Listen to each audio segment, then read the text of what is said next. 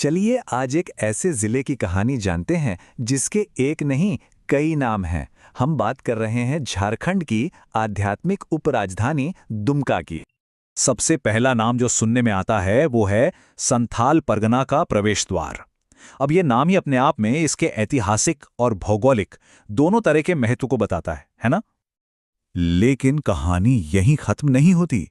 इसे मंदिरों का गांव भी कहते हैं। अब देखिए, कहाँ एक प्रवेश द्वार और कहाँ एक पवित्र गांव, दोनों कितने अलग हैं।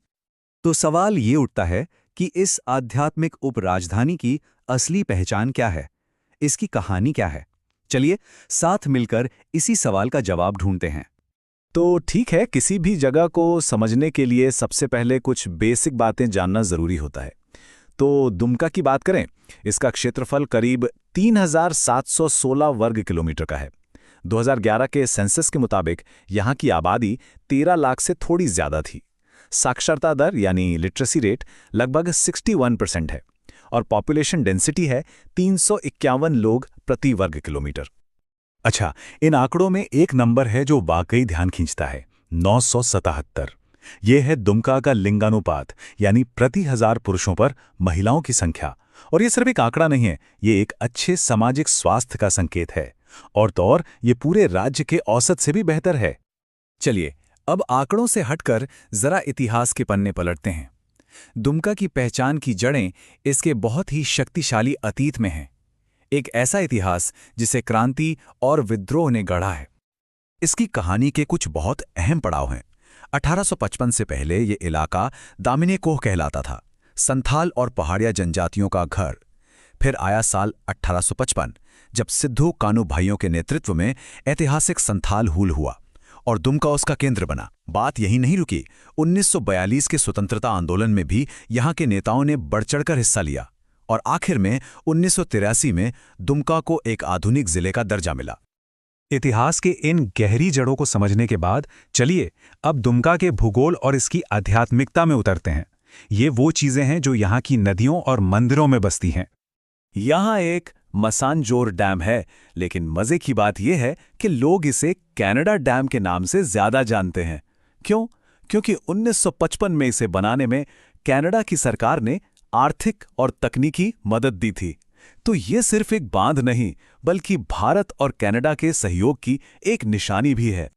अब बात करते हैं एक बहुत ही दिलचस्प आध्यात्मिक कनेक्शन की।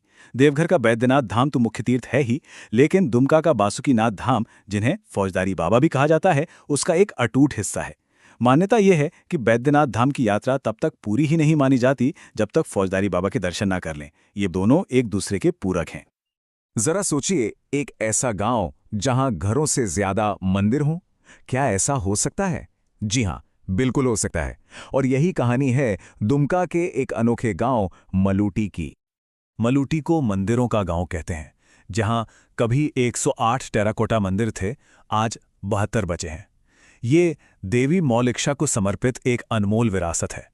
और इसकी अहमियत देखिए, 2015 में गणतंत्र दिवस की परेड में झारखंड की झांकी इसी गांव पर आधारित थी। और कमाल की बात यह कि उसे दूसरा पुरस्कार भी मिला, जिससे इस गुमनाम से गांव को पूरे देश में पहचान मिली। तो इतिहास और आध्यात्मिकता की ये विरासत आज दुमका की संस्कृति में कैसे जिंदा है? चलिए अब इस पहलू को देखते हैं। इसका सबसे अच्छा उदाहरण है यहाँ की यूनिवर्सिटी। इसका नाम है सिद्धू कान्हू मुर्मू विश्वविद्यालय, उन्हीं महान नायकों के नाम पर जिन्होंने 1855 के विद्रोह का नेतृत्व किया था। ये दिखाता है कि कैसे यहाँ अतीत का सम्मान करके भविष्य को संवारा जा रहा है। एक और खास चीज है यहाँ का हिजला मेला। ये कोई आम मेला नहीं है। इसकी शुरुआत 1890 में एक ब्रिटिश अफसर ने की थी और मकसद बड़ा अनोखा था, आदिवासी समुदायों और सरकार के बीच बातचीत का एक मंच बनाना। और कमाल देखिए, वो परंपरा आज भी जिंदा है। अब अगर यहाँ की राजनीति पर नजर डालें तो आदिवासी विरासत का असर साफ दिखता है। दुमका में एक लोकसभा सीट है और वो अनुसूचित जनजाति यानी एसटी के लिए रिजर्व्ड है। विधानसभा की 4 सीटों में से 3 सीटें एसटी के लिए आरक्षित हैं। ये आंकड़े यहाँ की डेमोग्राफी को सीधे सीधे दर्शाते हैं।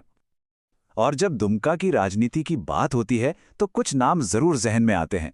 शिबू सोरेन के लिए तो ये एक लंबे समय से राजनीतिक गढ़ रहा है। साथ ही स्टीफन मरांडी भी इस क्षेत्र के एक बड़े और वरिष्ठ नेता हैं। तो इस पूरे सफर के बाद अगर दुमका की पहचान को एक लाइन में कहना हो तो वो क्या होगी? शायद विद्रोह और श्रद्धा का एक अनूठा संगम। ये कहानी शुरू हुई थी दामन-ए-कुहू से, फिर ये जमीन बनी अन्याय के खिलाफ विद्रोह की आग, और आज ये पवित्र आस्था और श्रद्धा की भूमि है। तो आखिर में एक सवाल पीछे रह जाता है, जुझारूपन और श्रद्धा की ये जो दोहरी विरासत है दुमका की, ये आने वाले कल में पूरे झारखंड के भविष्य को कैसे आकार देगी? ये एक बड़ा सवाल है जिस पर सोचना बनता है।